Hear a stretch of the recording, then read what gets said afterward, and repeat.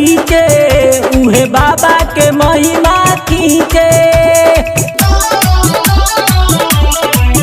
बाटे मंदिर जंगलवा के बीचे उहे बाबा के महिमा खींचे।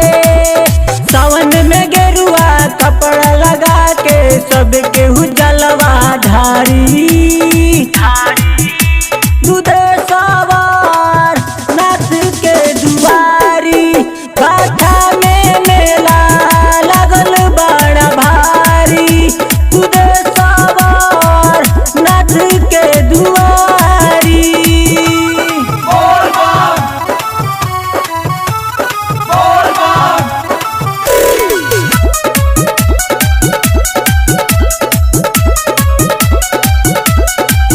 बरखा चाहे बदरी में भोले बाबा के नगरी में। बरखा चाहे बदरी में भोले बाबा के नगरी में। बुढ़लई को जवान भी खड़ा बा बोले बम के बोलत नारा बा।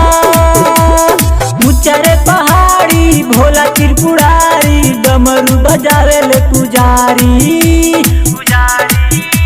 दूधे सवार नाथ के दुआरी बाटा में मेला लगल बड़ा भारी।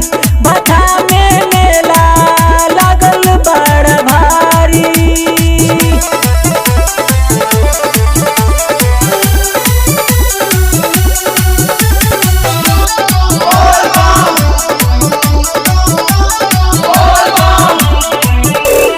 मिसरी मेवा के ना चाही महादेवा के।